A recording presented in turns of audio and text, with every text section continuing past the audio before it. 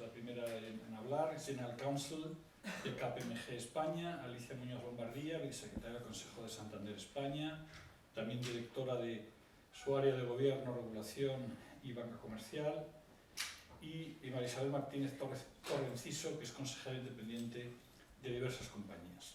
Bueno, vamos a empezar directamente para aprovechar bien el tiempo, preguntándole a Marta Zárate sobre la nueva directiva de reporting y sostenibilidad. Es una directiva compleja que va a tener consecuencias muy relevantes, que además va a aplicarse pues ya para este ejercicio, es decir, este ejercicio supondrá un informe del año 2025 y desde luego nos interesaría conocer, Marta, cuáles son los puntos básicos. El tema de la doble materialidad, qué empresas son las que van a tener que hacer el reporting, cómo se alinea esto también con la nueva Directiva de Derechos Humanos, qué significa desde el punto de vista de información no financiera. Hay todo también detalles sobre el tema de los estándares, ¿verdad?, que se van a aplicar. En fin, que nos expliques un poco cuál es el contenido de la directiva. Muy bien, pues muchísimas gracias. Buenos días a todos. Gracias al Instituto por organizar estas sesiones que son enriquecedoras siempre para todos, a la Fundación Renta 4 por acogernos. Ciertamente es una directiva compleja que va a implicar un gran esfuerzo por parte de todos, tanto por las entidades que van a poder verificar esta información sobre sostenibilidad, como por parte de las empresas que tienen que aportar esa información. Y para mí supone dos cosas. Por un lado, un cambio de paradigma y por otro lado, un cambio de visión, ¿no? ¿Por qué digo cambio de paradigma? Pues efectivamente, como tú decías, hay varios puntos esenciales que hacen que realmente vaya a cambiar mucho el marco en el que hay que aportar esta nueva información de sostenibilidad. La primera es el ámbito de aplicación.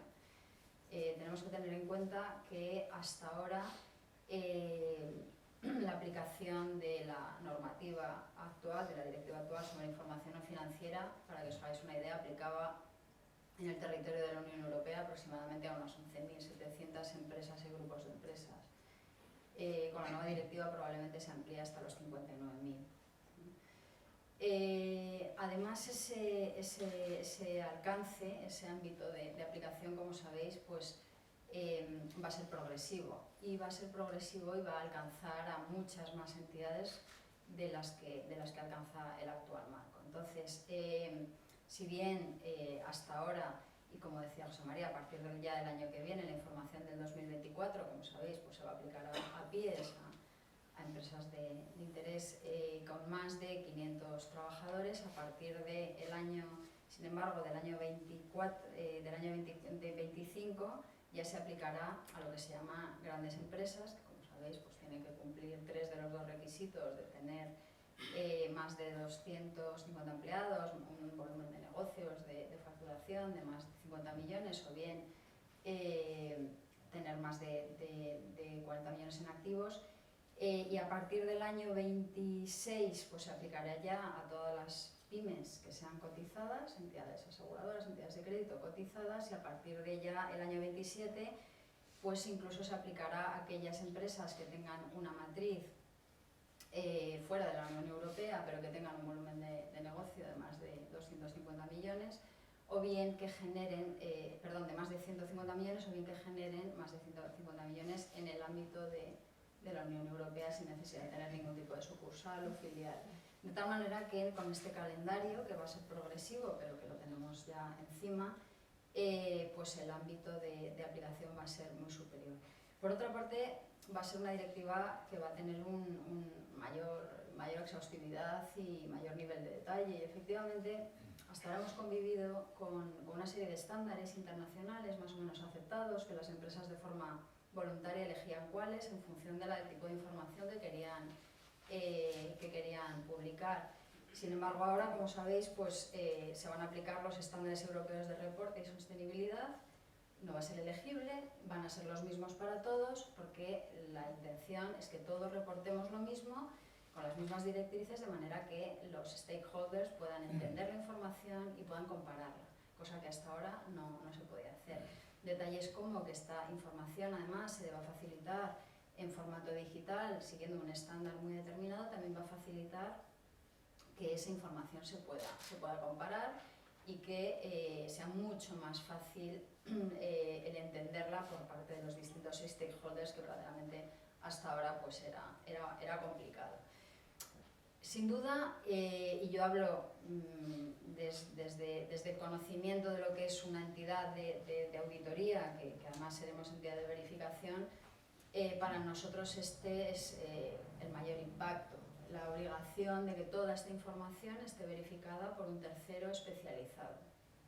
Y eso es muy, muy relevante. Lo que dice el anteproyecto de ley, que todavía sabéis que no se ha publicado, aunque debiéramos de tenerlo ya antes del día 6 de julio de este mismo año, o sea, dentro de un mes y poco. Aún, sin embargo, no tenemos ese anteproyecto de ley aprobado, publicado y definido con cuestiones esenciales, pero sí que se apunta a que en España, por ejemplo, pues esas entidades verificadoras para hacer los informes de sostenibilidad van a estar regulados por el CAC. Y esto iba a tener, de alguna manera, los mismos requerimientos, requisitos, las mismas obligaciones que la que tienen actualmente los auditores de la información financiera. Y esto implica muchas cosas, muchas cosas. Por un lado, las normas de todos los sistemas de calidad de las entidades verificadoras serán los mismos que se imponen a los auditores de cuentas. Las normas sobre independencia, que son muy complejas, también se aplicará a cualquier entidad que quiera ser verificadora de esta información. Todas las normas que regulan cuestiones éticas, por supuesto los regímenes sancionadores y de inspección del ICAC también serán aplicables.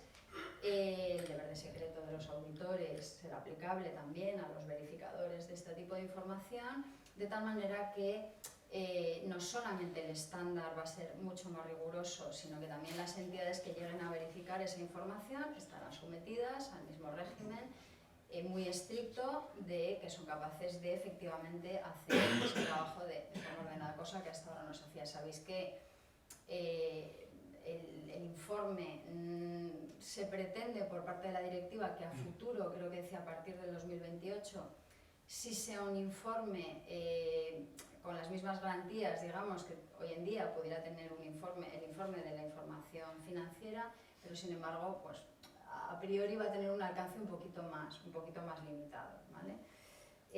Se llama un informe de aseguramiento limitado versus informe de aseguramiento razonable, que es el que se exige a la información financiera.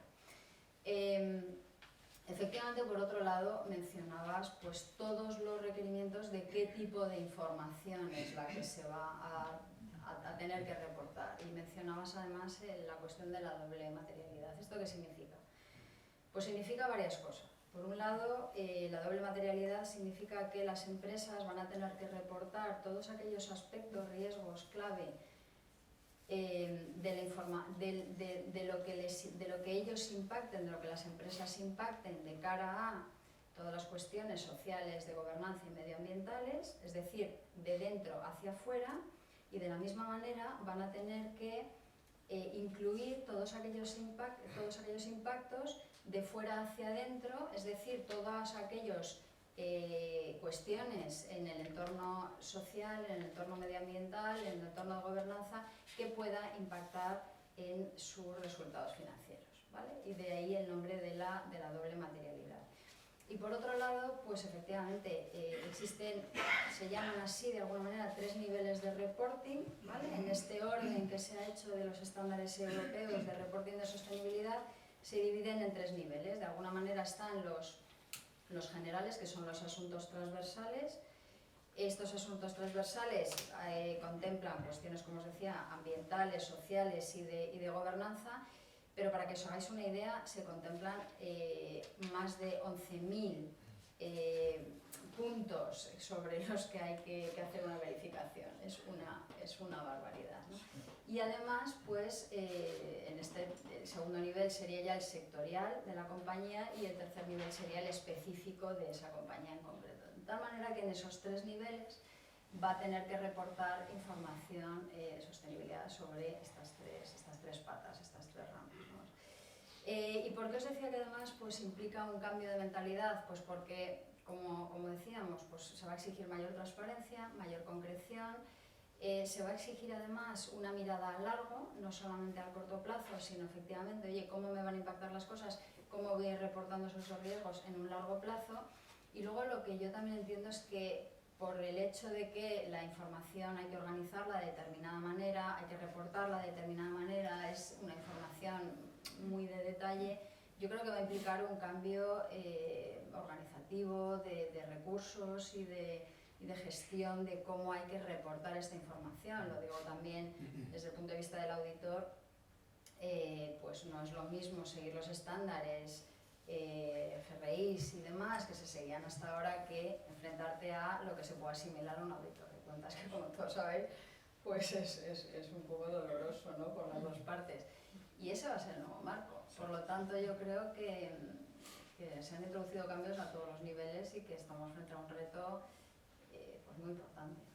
Marta, muchísimas gracias por esta introducción tan completa que verdaderamente nos ha resumido los puntos principales y nos ha hecho también ver todas las implicaciones desde el punto de vista de lo estricto que puede ser la nueva aplicación, mucha más regulación, más exhaustiva, el tema del verificador, las sanciones en el caso de que no se cumpla con ello.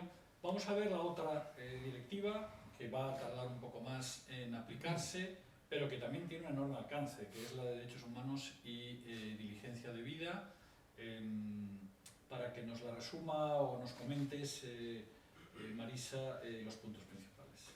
Bueno, pues muchas gracias, José María. Lo primero es agradecerte la participación, la invitación a participar en esta mesa y la organización de estos eventos, porque siempre son muy interesantes y salimos con muchas cosas de todos ellos. Bueno, contaros sobre esta norma que se ha aprobado hace escasamente una semana, exactamente el 24 de mayo, con lo cual estamos recién saliditos. Y además es una norma que se ha aprobado, podríamos decir, in extremis, porque en el último momento ha habido ciertas reticencias por parte de algunos países miembros, que ha hecho que la norma haya salido finalmente aprobada, podríamos decir, muy descafeinada con respecto al texto que barajábamos y trabajábamos originalmente. Esta norma nos trae una serie de obligaciones muy importantes de cara al análisis de los efectos adversos, de los riesgos y de las actividades que tienen las compañías en materia de derechos humanos y de medio ambiente. Pero además nos introduce un montón de responsabilidades si no cumplimos esas obligaciones. El ámbito de aplicación es bastante amplio, no solo afecta a las empresas que están obligadas al cumplimiento de la norma, sino también a sus filiales y a sus socios comerciales. La entrada en vigor de la norma va a ser escalonada, va a ser inminente, porque hay que transponerla en un plazo máximo de 2 años, acaba de aprobarse, con lo cual estamos hablando del año 26 y los primeros reportes van a ser en el año 27, digo de forma escalonada en función del tamaño de las compañías. En el 27 reportarán las empresas de más de 5.000 trabajadores y de un volumen de negocio superior a los 1.500 millones. En el 28 las empresas con más de 3.000 trabajadores y un volumen de negocio de más de 900 millones y ya a partir del 29 el resto de empresas sujetas a la norma, que son las que tienen más de 1.000 trabajadores y un volumen de negocio superior a 450 millones. Es verdad que en porcentaje es un número muy pequeñito de empresas, es el 0,05% de las empresas de la Unión Europea, pero es un gran salto, un salto cualitativo en el ordenamiento legislativo de la Unión Europea. De hecho, se la considera una pieza clave, junto con la de reporting, las dos son muy complementarias y es una pieza clave. Ahora, nos trae unos desafíos realmente interesantes, por decirlo de alguna manera. De entrada, el primer desafío es que hay que poner de manifiesto y de una forma muy importante todo lo relacionado con la cadena de suministros. La norma exige que hagamos una identificación y evaluación de los riesgos medioambientales y de derechos humanos en toda la cadena de actividad. De hecho, cambia la acepción. Hemos pasado de hablar de cadena de suministros a hablar de cadena de valor y ahora empezamos a hablar de cadena de actividad. Es un poquito más amplio que lo que estábamos hasta ahora acostumbrados. Y bueno, va pues desde lo que es el diseño y producción de bienes y servicios hasta lo que es la distribución, transporte y almacenamiento. Lo realmente importante en este desafío es que necesitamos de alguna manera trazar la cadena de valor de las compañías. Y para trazar la cadena de valor de las compañías, a día de hoy no tenemos directrices. Se están preparando las directrices, saldrán las directrices, pero nos urge tener que trazar esa cadena de valor, esa cadena de actividad en las compañías, lo que implica que las compañías, las empresas que se tienen que ajustar a la norma van a tener que crear su propia metodología de evaluación. La norma sí es verdad que indica que tenemos que ir de grandes áreas en las que tengamos grandes y potentes impactos y riesgos a áreas más específicas y más pequeñas, pero dice muy poco más.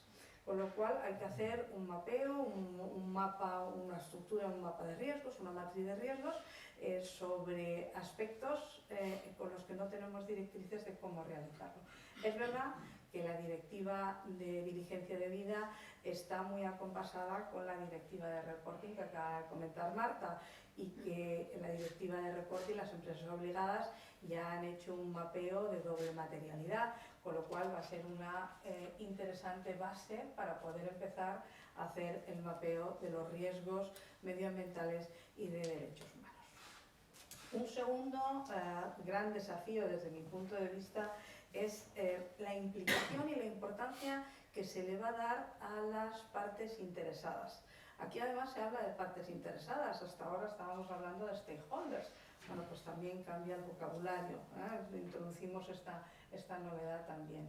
Y en este sentido se exige, porque además no se sugiere, la norma viene con estas obligaciones y esto es una exigencia, que las partes interesadas estén involucradas en todo el proceso de diligencia de vida desde el principio hasta el final, desde la identificación de los riesgos hasta los controles últimos de esos riesgos. Esto implica pues, acercarnos a los agentes stakeholders que ya conocíamos, los tradicionales, desde nuestros clientes y nuestros proveedores, pasando por los accionistas, bueno, pues a los que ya conocíamos, pero que tenemos que introducir una serie de agentes nuevos, hasta ahora poco relacionados con las compañías, desde las ONGs, pasando por los denunciantes, siguiendo por los trabajadores de nuestros proveedores y de las cadenas de valor de nuestros proveedores. Con lo cual, bueno, pues se complica mucho. Un tercer reto, desafío relevante para mí es todo lo relacionado con el plan de transición climática. La norma, vuelvo a decir, exige que se establezca este plan, que se priorice el plan, que se implemente el plan. Y además es la primera pieza legislativa que nos introduce esta exigencia. Es verdad que la directiva de reporting nos hablaba de las obligaciones de información, de cómo en esa directiva teníamos que explicar e informar los progresos en la planificación, pero no la obligación real de la implementación. Y por tanto esta directiva viene con una exigencia un poquito más seria y más potente. Pero a la vez que exige que se establezca y se implemente, se diseñe y se implemente el plan de transición climática, también exige que los Estados miembros tengan supervisores para supervisar, a base de la redundancia, que las empresas realmente lo están implantando. Con lo cual ya no es solo hágase, sino voy a controlar que se está haciendo y que se va a hacer en los plazos en los que se está estipulando por la norma. Esto, para mí, desde mi punto de vista, lo que hace es elevar todo lo que es la transición climática a un punto más que relevante en las agendas corporativas y en las agendas de los consejos. Y un último desafío, que por mi profesión además me parece especialmente relevante, es el empuje hacia la necesidad de tener una gerencia de riesgos de sostenibilidad muy proactiva. Esto, bueno, si luego hay ocasión lo comentaré, pero implica tener una gestión de riesgos un poquito diferente, de riesgos muy elevados, muy integrada en el ámbito estratégico de la compañía y con una interesante captación no solo de riesgos sino de oportunidades, porque los riesgos siempre van unidos a las oportunidades, nunca jamás se pueden separar. Por lo que los desafíos son muchos, va a implicar mucho recurso, mucho tiempo, personas muy especializadas, pero además en todos los niveles de la organización, desde la parte operativa hasta tener personas especializadas en los consejos de administración. Vamos a hablar después de todo eso, Marisa, muchísimas gracias. Además hay una extensión de la responsabilidad muy importante, porque aquellas pymes que estén en la cadena de actividad, como ahora se dice, que no tengan capacidad de hacer estos informes, se traslada la responsabilidad a la empresa que está siendo la receptora de los suministros o de tal. Es decir, verdaderamente desde el punto de vista jurídico, tradicional, como estamos acostumbrados, plantea también unos problemas muy llamativos. Alicia, ¿cómo ves todo esto? ¿Cómo veis todo esto desde la banca? ¿Cómo va a afectar estas exigencias cada vez más estrictas de reporting, de expansión de los riesgos no financieros? ¿Cómo va a afectar también a los riesgos, al reporting en riesgos financieros, ¿no? Sostenibilidad, crecimiento económico, exceso de regulación, hablaba Jesús al principio de un equilibrio. ¿Cuál es vuestra perspectiva? Muchísimas gracias en primer lugar por la invitación, Renta 4 también por acogernos aquí hoy. Pues yo empezaría diciendo que 2024 va a ser un punto de inflexión, porque venimos de donde venimos, pero hay que bajar de las musas al teatro, esta expresión que se dice, ¿no? Y hay que empezar a concretar todo esto que se ha estado hablando de sostenibilidad, qué impacto tiene para las empresas, para la sociedad en general. Yo hablaría de 4 desafíos, de las 4 R's, ¿no? La regulación, ya se ha tratado, los riesgos se han tratado también, no olvidemos que el Foro Económico Mundial ha considerado que 5 de los 10 principales riesgos son sociales o ambientales y en 10 años van a subir a 8 los riesgos principales. Reputación en greenwashing ya está en todas las agendas. Y por último, rentabilidad, que no tenemos que olvidar que esa parte es muy importante. ¿Y esto qué supone para las empresas? En primer lugar, el fijar objetivos a más corto plazo. El largoplacismo que de alguna manera impulsa la sostenibilidad realmente ha alejado un poco de la realidad a muchos actores de este mundo. En 2030, bueno, de 30 nos quedan 6 años ya, pero bueno, hablamos de objetivos a 2050, en fin, hay que empezar a fijar objetivos claros y estas directivas van en esa dirección. También tener herramientas de medición que te permitan saber realmente no solo el impacto positivo, el negativo, sino también el positivo dentro del negocio. Toda la cadena de valor, ya se ha visto todo esto. Esto en el ámbito de los riesgos, la reputación, la regulación y vamos a la rentabilidad. Realmente nosotros lo vemos con nuestros clientes que no terminan de percibir ese retorno que puede tener la sostenibilidad y ahí es donde hay que trabajar mucho. Hay que ver las oportunidades. Hay oportunidades enormes en cuanto a la nueva economía verde. Tenemos, las empresas tecnológicas están trabajando muchísimo. Yamaha hace un mes más o menos anunció que había desarrollado un motor de combustión que no contaminaba. Estamos viendo emprendedores, ¿no? Y aquí tenemos a Teresa que lo conoce bien, que están desarrollando tecnologías súper innovadoras en materia de sostenibilidad, ¿no? Agricultura sostenible, bueno, todo tipo de iniciativas al calor, digamos, de esta economía verde. Pero es que además no hay opción. Y me has preguntado por cómo lo vemos desde la banca. Banco Central Europeo, supervisores, están poniendo muchísimo foco en cómo se están gestionando los riesgos de sostenibilidad en las entidades bancarias. ¿Y por qué? Porque han llegado a decir que una transición no ordenada puede suponer riesgos para la estabilidad financiera. ¿Y a qué me refiero? Me refiero a dos tipos de riesgos. Los riesgos físicos, es decir, que los colaterales que garantizan la financiación puedan verse afectados por algún fenómeno catastrófico, ¿no? Meteorológico extremo, lo estamos viendo, incendios, inundaciones, etcétera, y que por tanto pueden perjudicar la garantía. Y luego los riesgos de transición, es decir, que una empresa que fabrique productos marrones, ¿no? como decimos ahora, pues puede ver comprometida su continuidad. Venimos desde hace varios años trabajando, pues como digo, con Banco Central Europeo y con otros supervisores y reguladores en generar, digamos, un marco que permita de alguna manera realizar esa transición. Y repito mucho la palabra transición ordenada, porque si no podemos incurrir en un riesgo. ¿Qué hemos visto? Hemos visto que la guerra de Ucrania ha supuesto, bueno, pues, un cambio en algunas economías en cuanto a esa velocidad en la transición verde, de tal manera que, por ejemplo, Alemania ha tenido que volver a abrir sus centrales de carbono porque estaba en peligro el suministro eléctrico. También la Unión Europea, ¿no? En esta ola de regulación, pues, se ha visto obligado a incorporar la energía nuclear y el gas dentro de las actividades incluidas en su taxonomía. Todo esto, bueno, pues ¿qué supone? Que a ver, por un lado tenemos la regulación, pero por otro lado parece que hay una ralentización y, bueno, puede ocurrir, pero también estamos viendo que el Código de Buen Gobierno de Inglaterra, pues ha eliminado los aspectos ESG. O sea que estamos viendo una serie de tendencias que a veces pueden ser un poco contradictorias, ¿no? Y genera todo esto un debate importante. Y luego, también me gustaría introducir en la ecuación este debate de la hiperregulación, ¿no?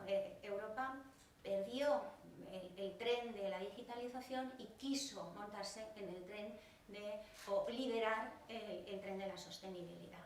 Bueno, pues hay una ingente regulación, la hemos visto durante todos estos años, y de repente Estados Unidos nos adelanta por la derecha con la ley de la inflación, ¿no? Que viene un poco a dar, bueno, básicamente subvenciones, 360.000 millones de dólares a las empresas. Y además con un concepto muy clásico que se aplicó en las economías en desarrollo, ¿no? Que es, si yo genero un ecosistema, es decir, si yo subvenciono los coches eléctricos o híbridos, voy a conseguir que también la industria de las baterías, ¿no? Bueno, pues también se desarrolle. Entonces se genera de alguna manera ese círculo virtuoso que en principio pues está dando buenos resultados, al margen ya de otras cuestiones como el proteccionismo, etc., ¿no? Y en fin, llegados a este punto, ¿no? Vamos efectivamente a ese binomio que alguien considera imposible de crecimiento y sostenibilidad, ¿no? ¿Es posible seguir creciendo, seguir con nuestros hábitos de vida sin poner en peligro, digamos, la sostenibilidad del planeta? Pues yo creo que sí, y esto, bueno, abierto a discusión de los que están aquí, porque sin duda, sin crecimiento económico no va a haber crecimiento verde. Larry Fink, en su última carta, dijo que en sus 50 años como inversor no había visto las posibilidades de inversión que se producían en este momento. Es necesario generar muchísimas infraestructuras para poder impulsar esta economía verde, y eso, al postre, es crecimiento. También la empleabilidad, ¿no? Hablamos de la inteligencia artificial, que va a destruir muchísimos empleos. Bueno, pues yo tampoco estoy muy de acuerdo con eso, pero en todo caso hay una oportunidad que genera el empleo de la economía verde. De hecho, no solo mano de obra, la extracción de litio de las tierras raras, bueno, para producir baterías, para producir los aerogeneradores, sino también expertos que puedan, de alguna manera, trasladar, analizar todos esos datos, toda esa analítica de datos que exige los reportes de sostenibilidad. Y por tanto hay una oportunidad, una enorme oportunidad para generar, digamos, todas estas inversiones, para generar un crecimiento y por tanto, y es básico porque si no va a ser muy difícil que podamos realizar esta transición. Muchas gracias, Alicia. Marisa, vamos a un poco la perspectiva desde el Consejo, ¿no?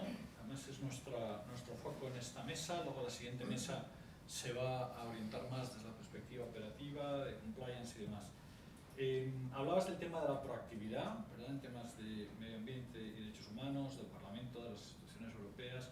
Vamos a la perspectiva de los consejos de administración.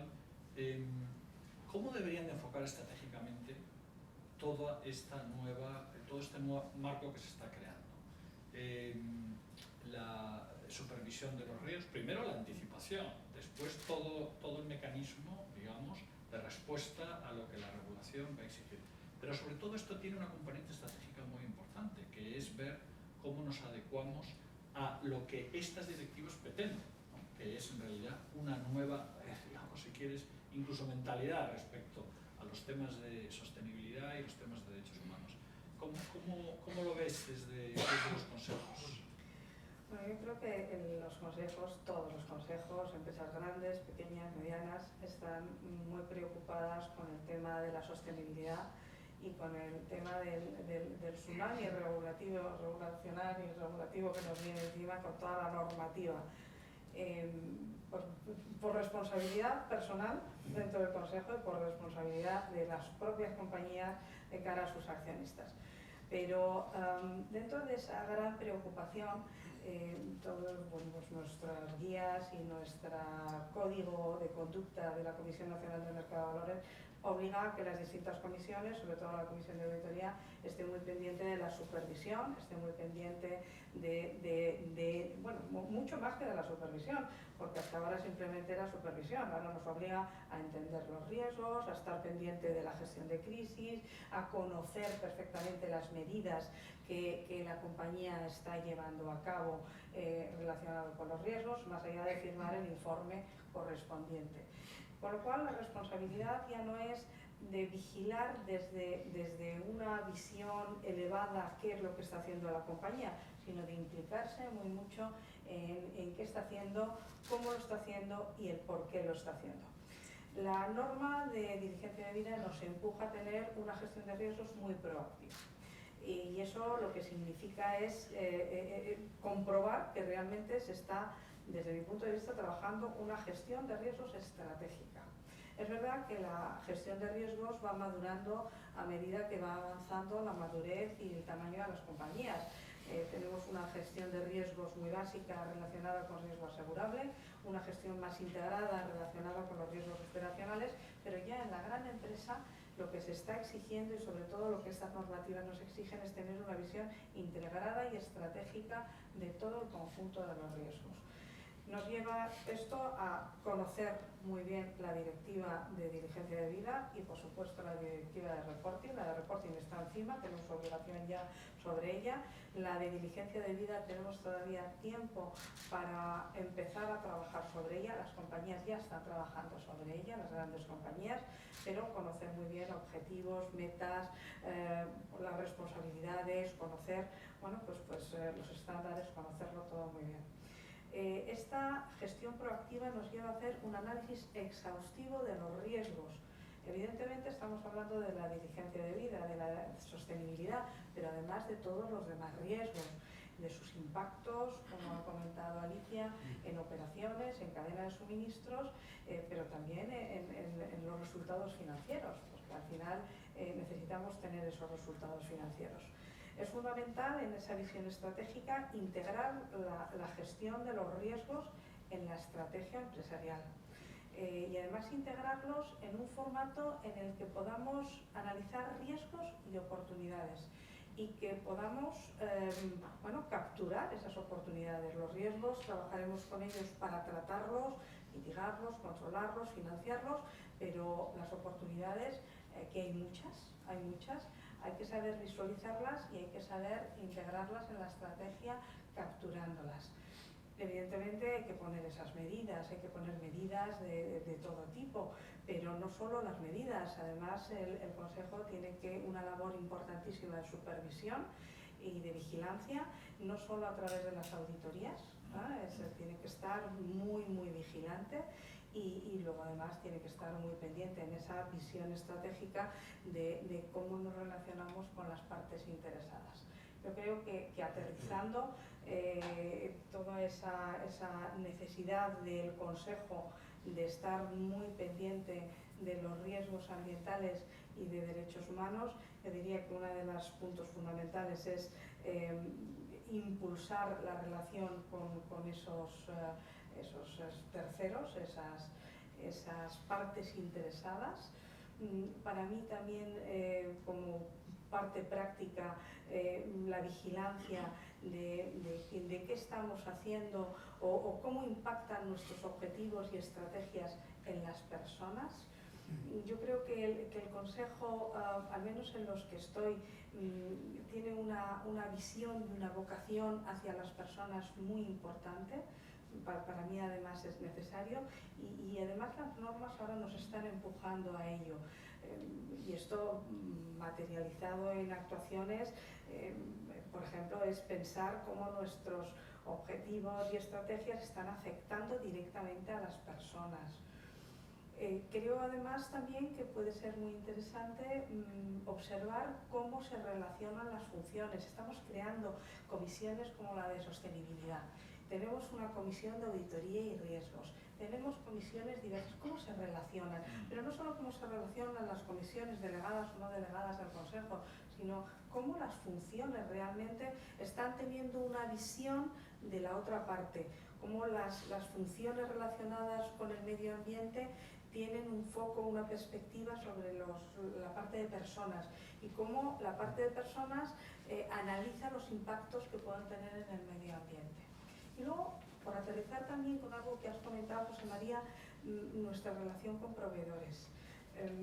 ¿Qué hacemos con nuestros proveedores? Porque efectivamente nos puede preocupar el tener la responsabilidad sobre ellos y sobre sus actuaciones, pero ¿cómo les ayudamos? ¿Cómo les apoyamos? ¿Cómo hacemos que ellos nos apoyen a nosotros? Eso todavía yo en los consejos no lo estoy viendo, pero espero verlo en el futuro. ¿Qué tipo de planificación tenemos sobre esos proveedores? Hablabais antes de los códigos éticos. Si introducimos o no, ayudamos a que ellos introduzcan parte ESG o algún concepto de sostenibilidad. ¿Cómo les ayudamos en la formación nosotros mismos a los trabajadores y de esas cadenas de actividad? Porque yo creo que todo eso va a redundar mucho en nuestro propio beneficio. Yo creo que el Consejo ahora mismo tiene un abanico de posibilidades grandísimo, pero hay que empezar a aterrizar, como decía Alicia, en actuaciones concretas, alineadas con la estrategia, valores, visión de la propia compañía y alineada con las responsabilidades que ahora tenemos los consejeros en estas nuevas directivas. Muy interesante, Marisa. Efectivamente es como una nueva visión empresarial y de la empresa, ¿no? y de sus responsabilidades y de su incidencia en la sociedad. Marta, vamos un poco a intentar analizar algo más. Antes hemos hablado del tema sanciones, hemos hablado del tema de los verificadores, ¿verdad? Y cómo se va a decidir internamente parte de la empresa los verificadores externos.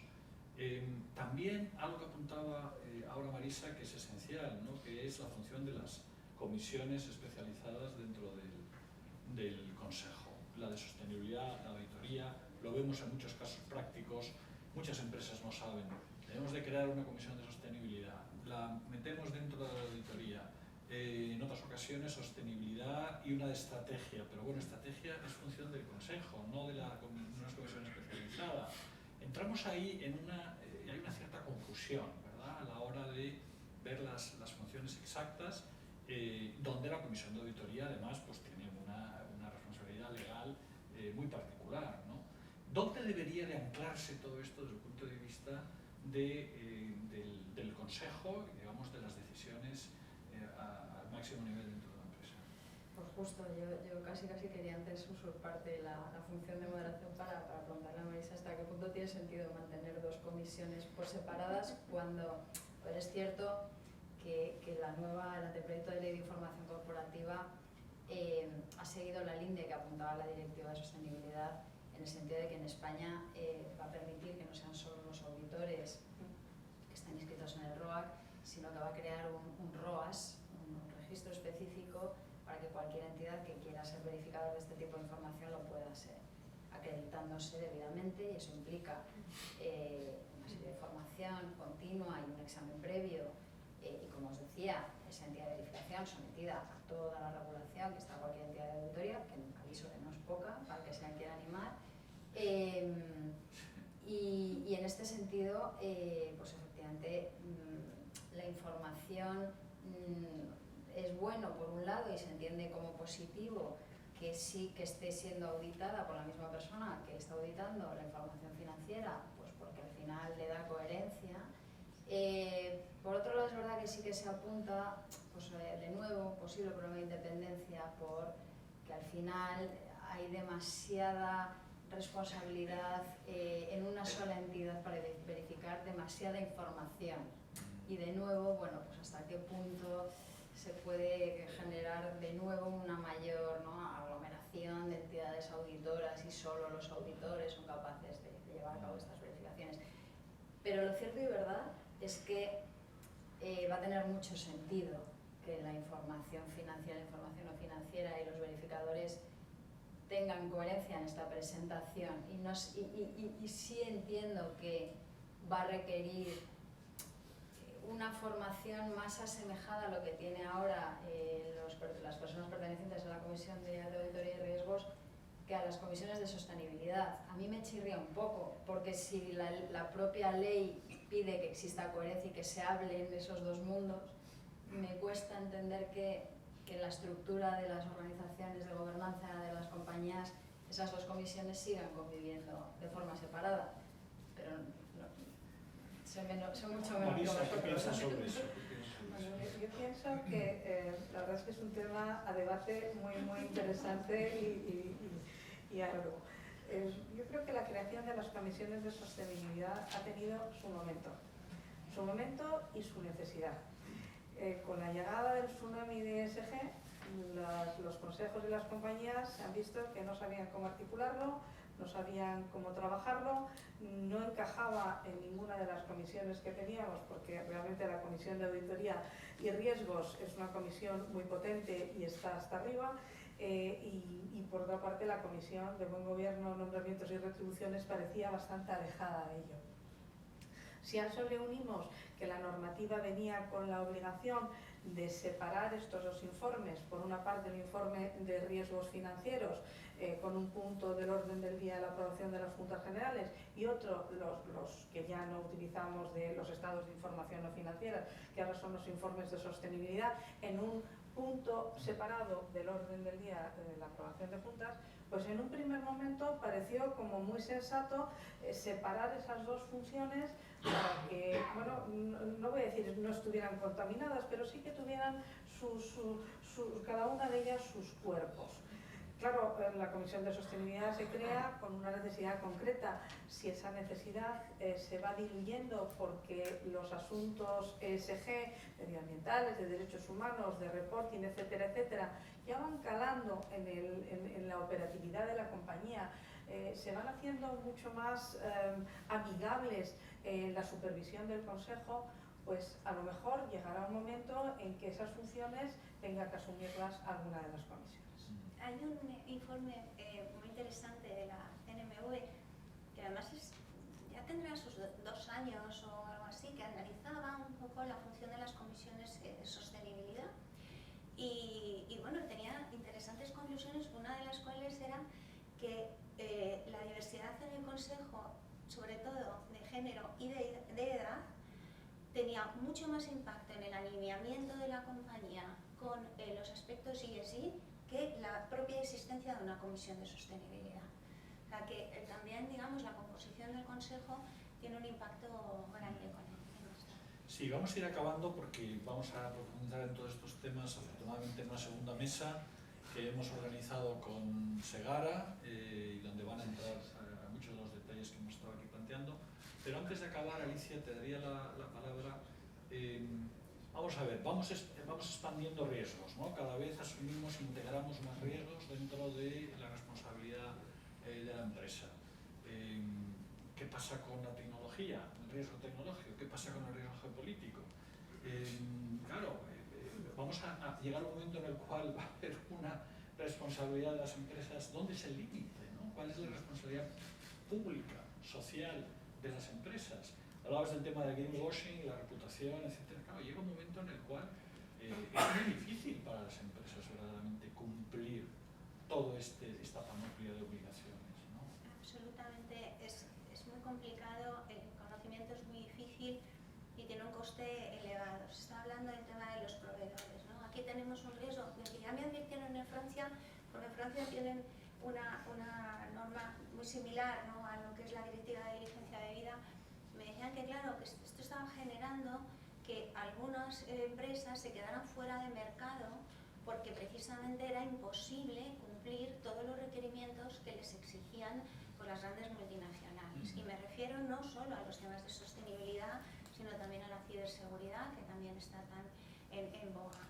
Entonces, eso es algo que también, si atendemos, no se ha hablado nada de la ESE, ¿no? La ESE es muy importante y también tenemos una responsabilidad sobre las comunidades en las que estamos presentes, ¿no? El fomentar el empleo, fomentar el emprendimiento. Entonces hay que llegar a un cierto equilibrio, es decir, las obligaciones y el acompañamiento, ¿no? Ahí es fundamental, tanto las políticas públicas como las grandes multinacionales, como los bancos, tenemos ahí una responsabilidad muy importante de acompañar a las empresas en esta transición. De otra manera, va a ser imposible, ¿no?, llevar a cabo, y sobre todo identificando oportunidades, no solo identificando, bueno, pues toda esta carga regulatoria que supone la fragmentación. A mí me decía el otro día que fui a visitar una explotación de limón ecológico en Murcia y me contaban, y dice, mira, es que cada empresa con la que trabajamos, ¿no?,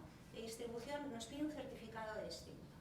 Es imposible cumplir con esto, porque claro, nosotros tenemos una capacidad y un volumen que nos facilita de alguna manera, pero es que luego, si queremos que nuestras empresas ganen dimensión, escalen, crezcan, tienen que empezar a exportar, y para la exportación también tiene que cumplir una normativa específica en cada una. Es cierto que, bueno, pues que la normativa europea lo que busca es una cierta homogeneización, claro, en otros países, y luego se produce también el efecto contrario, es decir, hay productores de otros países donde no tienen una regulación tan rigurosa, no lo hemos visto con las manifestaciones de los tractoristas, que también, bueno, pues que perdemos ventaja competitiva. Entonces, esta yo creo que sería un poco el mensaje que habría que lanzarles a los nuevos europarlamentarios, ¿no?, cuando se constituya el Parlamento, ¿no?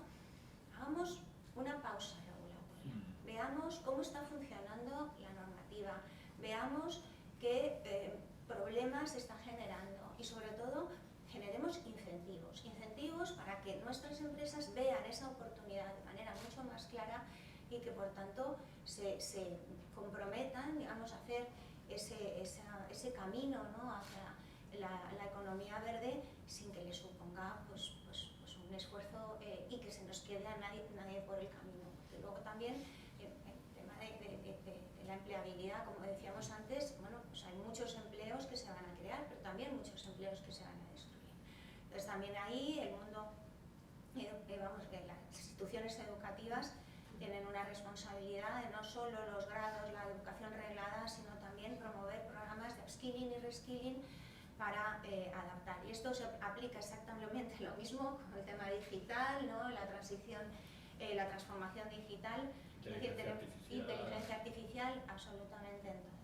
Y crear además y desarrollar de alguna manera competencias no solo técnicas, sino también las soft skills, que para todos estos ámbitos son importantes. Pero no hay que olvidar que ya nuestros clientes están demandando el compromiso sostenible con las empresas y que también la sostenibilidad es una potente palanca de atracción de talento.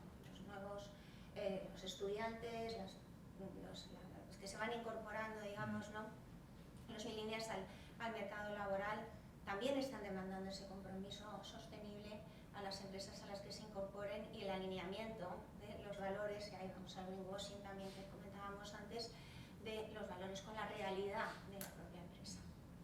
Muy bien, pues verdaderamente unas conclusiones magníficas a nuestra conversación, que no se acaba aquí, que sin duda seguirá, pero hemos visto retos, oportunidades, efectos en cascada, expansión de riesgos, va a llegar cada vez más, y esa es la idea de las instituciones europeas, ¿verdad? Que esto sea como una especie de difusión, las grandes empresas al principio y después poco a poco hasta llegar al conjunto del sector empresarial.